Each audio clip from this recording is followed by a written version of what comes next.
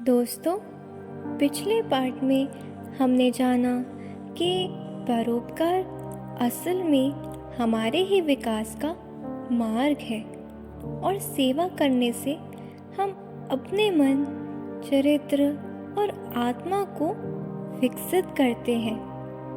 आज हम समझेंगे एक और गहरा पहलू, कैसे सेवा में ईगो का दाना भी उसे पॉइजन बना देता है और कैसे ह्यूमिलिटी और शुद्ध भावना सेवा को सच्ची स्पिरिचुअल ग्रोथ का मार्ग बना देती है।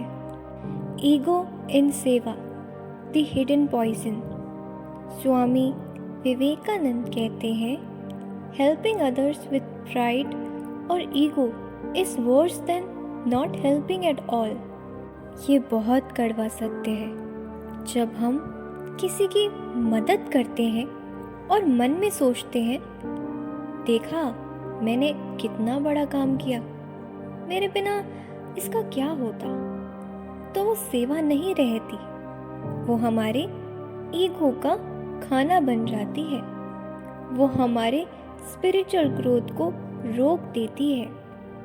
सेवा बिना ह्यूमिलिटी के बेकार है। स्वामी जी कहते हैं, true service is done with the feeling that we are blessed to get this opportunity.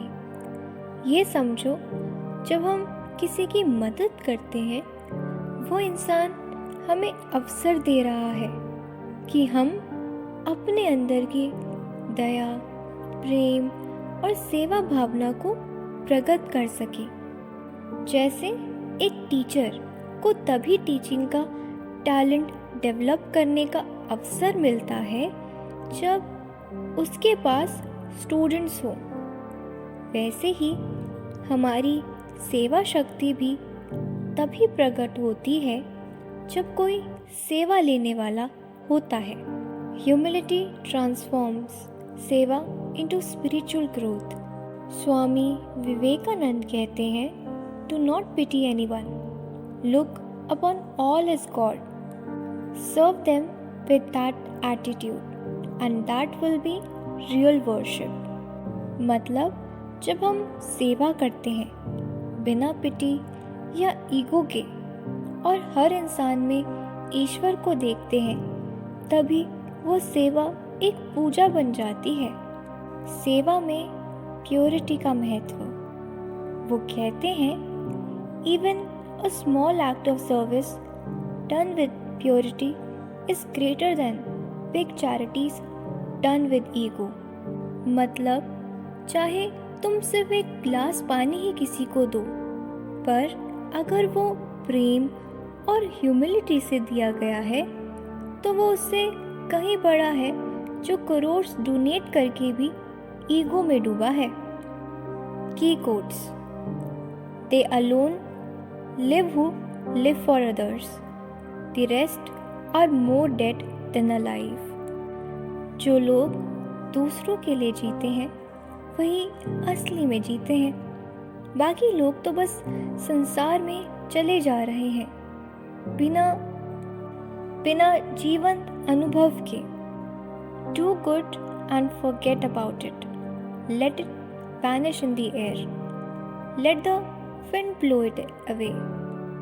Only the ego wants to keep an account. मदद करो और भूल जाओ, उसका अकाउंट रखना ईगो की निशानी है। जो सेवा बिना याद रखे करता है, वही सच्चा कर्मयोगी है। Practical applications, ego cleansing affirmations. जब भी मदद करो, अपने मन में कहो, ये उस व्यक्ति का एहसान है कि उसने मुझे सेवा का अवसर दिया। सर्व विदाउट पब्लिसिटी। किसी भी सेवा को बिना सोशल मीडिया पर डाले, बिना दूसरों को बताए करो। ये प्रैक्टिस ईगो को डिसॉल्व करती है। सी गॉड इन ऑल।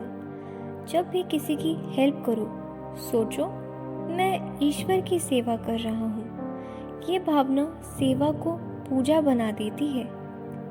दोस्तों, आज हमने जाना परोपकार का दूसरा रहस्य, सेवा बिना ह्यूमिलिटी के बेकार है।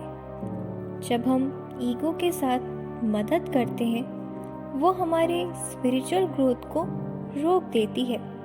जब हम सेवा को ईश्वर की पूजा समझकर करते हैं, तब वो हमारे लिए मुक्ति का मार्ग बन जाती है। पार्ट 3 में हम समझेंगे सेवा का सबसे ऊंचा रूप क्या है और कैसे हम हर दिन अपने जीवन को सेवा योग बना सकते हैं, जो हमें अंतिम शांति और पूर्णता दे। याद रखो, सेवा बिना अहंकार के करो, तभी वो सेवा तुम्हारे जीवन को प्रकाशित करेगी। मिलते हैं अगले पार्ट में एक नए प्रकाश के साथ।